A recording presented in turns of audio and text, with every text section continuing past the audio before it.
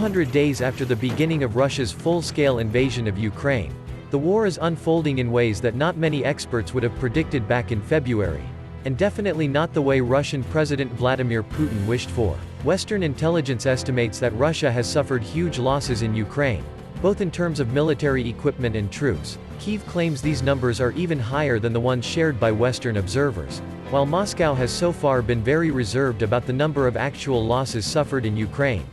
Here's a breakdown of everything we know so far about the military losses suffered by Moscow's troops in Ukraine.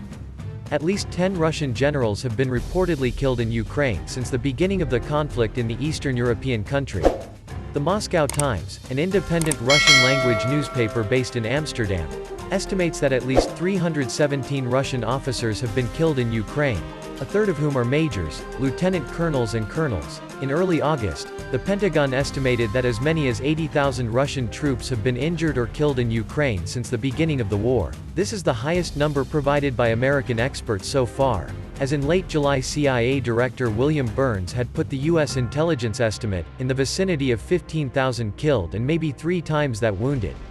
Back in March, NATO had already estimated that the same number, 15,000 of Russian troops had already been killed in Ukraine. The numbers of Russian casualties are likely inflated in Ukraine's reports, who this week said over 50,000 Moscow troops had been killed in their territories since February 24. The Kremlin, on the other hand, has been tight-lipped about the actual number of troops killed during the special military operation in the neighboring country, though it admitted that the Russian army had suffered losses. The latest report from the Russian Defense Ministry on the number of troops killed or injured in Ukraine is from March, when the ministry said losses accounted to 1,351 deaths. Russian media outlets have claimed 5,000 troops losses.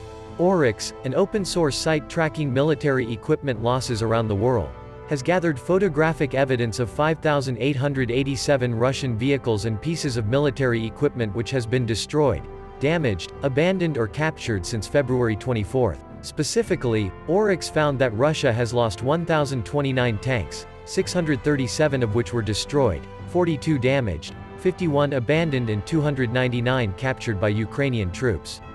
Ukraine's armed forces claim Russia has lost already 2,122 tanks, while the Kremlin has not shared any number of losses regarding its vehicles.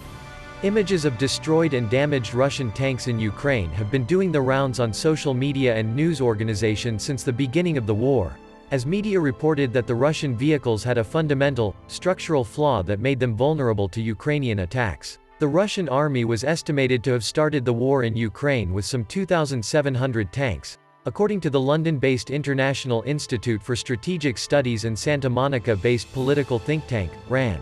There was photographic evidence of the loss of 527 Russian armored fighting vehicles, 366 of which destroyed, 7 damaged, 29 abandoned and 125 captured. Russia also lost 1,137 infantry fighting vehicles, 740 of which destroyed, 25 damaged, 73 abandoned and 299 captured, and 151 armored personnel carriers, 79 of which destroyed, 2 damaged, 9 abandoned and 6 captured, according to Oryx. Some 1,482 trucks, vehicles and jeeps have also been lost in Ukraine, as well as 2 logistics trains, which were all destroyed, and 124 unmanned aerial vehicles, 63 of which were destroyed and 61 captured. UK intelligence also supported Ukrainian claims that the country's focus had managed a successful counter-offensive. The UK's Ministry of Defence said in a Sunday, September 11, Twitter statement, "Over the last 24 hours,